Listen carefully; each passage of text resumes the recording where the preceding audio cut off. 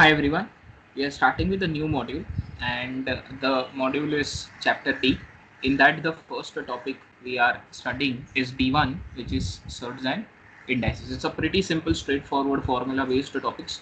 All you have to know is the different formulae for different types of expressions and some bit of solving practice so as to make things easier for you. And this B module is also in continuation of the main broader classification of number theory. So let's start with surds and indices. The first and foremost part is the introduction. What is the power and what is the base? So when we say 5 cube, what really we mean is we are multiplying 5 with itself 3 times. And 5 is called as the base and the power is called as the index. This is the introduction. The first part, the first formula, a raised to m into a raised to n. Remember this, whenever the base is same and powers, there is a multiplication, powers are always added. So we will get a raised to m plus n. Same has to be applied for the second one, a raised to m into a raised to n into a raised to p, a raised to m plus n plus p. Third one, a raised to m upon a raised to n. Multiplication may we add, division may we will subtract the powers.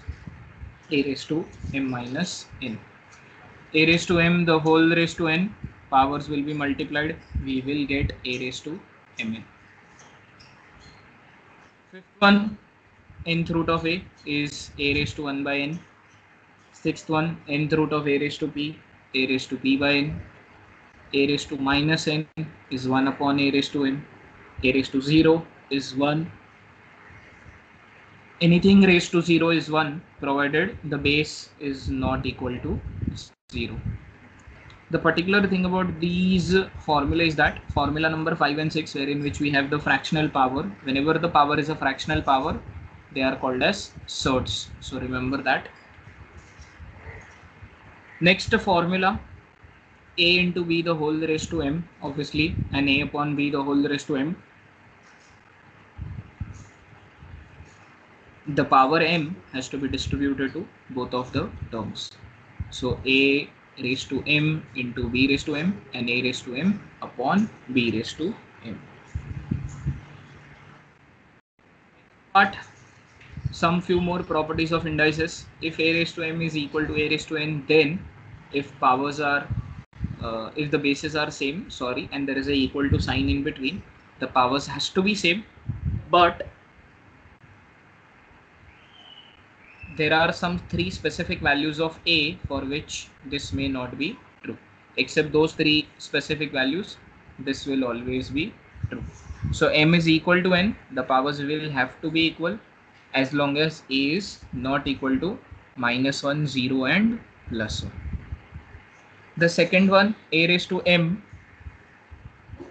is equal to b raised to m. Then there will be 2 cases. A is equal to b if m is odd, and a is equal to plus or minus b if m is even. The example for this is, suppose a cube is 5 cube, so a turns out to be positive 5, and a cube is minus 5 cube,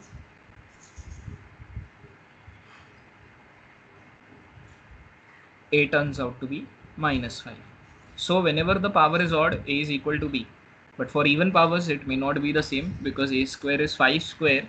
So a can be either plus or minus 5. So for even powers, we'll always have 2 scenarios, positive as well as negative. Next part, the third property, wherein which we are supposed to compare both the expression a raised to m the whole raised to n on the left side, and on the right side a raised to m raised to n. So the answer to this comparison is, we cannot just by looking at the expression figure out the values and compare the two things. We need all 3 values of a, m and n for figuring out the answer. So it all depends on the values of a, m and n. Basically all 3 conclusions are possible. We have examples for that as well. Just say if the numbers are like that, so left side becomes 2 raised to 6, whereas on the right side we'll first need to simplify 2 cube, which is 8. So right side becomes 2 raised to 8, and obviously 2 raised to 8 is bigger than 2 raised to 6. Similarly, if the numbers are in decimal, the answer reverses.